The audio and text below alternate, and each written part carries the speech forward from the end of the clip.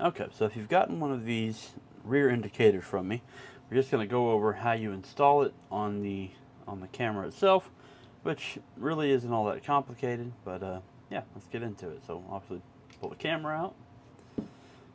This right here, the little guard piece goes on there, like so, and just makes it easier to deal with the lens itself. So just kind of ease that on there and then use that to unscrew the lens. Or I guess it's actually a lens guard. And then pop this thing into this piece. Should be a decently tight fit, and screw it back on there.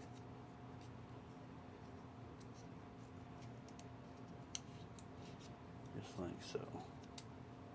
The little red piece just makes it a lot easier to deal with screwing the lens back on and off. Now I'm going to take this thing off so that it flexes. Just like that. You want it to flex around there. Now, on the back of these, you see the fiber optic, and this right here is some double-sided tape. It doesn't have to take up this whole square, so if you get it like this where it's partial or whatever, that's fine. Really, you're just using this to hold this all in place. So, on the back of mine here, I'm going to remove the protective cover off the tape. And with the lens still on it, we're going to bend it up just a little bit and turn it around like so until the microphone is centered up inside there. And then we're going to take it and just squeeze down so that it properly holds on there good and tight.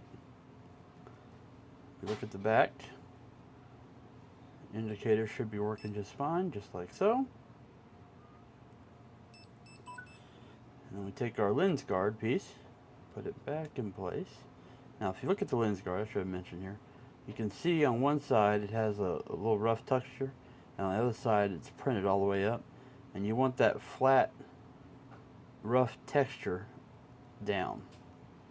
So just take that, stick it back on there, and then you can use this to, if you damage the lens that's on the camera, you can use this to actually remove it easily off the mount. Like so. There's your camera lens. It's going to do a little bit of flexing, but the actual guard here will keep it centered up during operation. And as far as removing it goes, it will come off without too much trouble. If you need to get it off, just use your finger or something down here when you pull it up. So remove your lens, and then use your finger here on the button and just kind of peel it up nice and easy, and it should come off without too much trouble if you need to. Anyway, the tape that I'm using, the double-sided tape, if you want to replace it, is this Gorilla Clear 15-pound tape. You can use whatever you want in there, but obviously if you use something that's more heavy-duty, like 3M 30-pound or something like that, then it'll just be harder to take it off if you ever want to take it off. Me personally, I'm never going to take it off once it's in place. So anyway, that's how you install it. Hope that helps you out.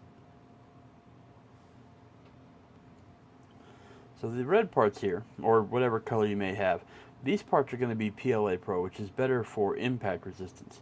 Now, these will not take extremely high heat really well. So if you leave this thing in, say, a hot car all day, and you might possibly warp this. Just something to think about. This piece here is PETG, and it's quite a bit better for high heat.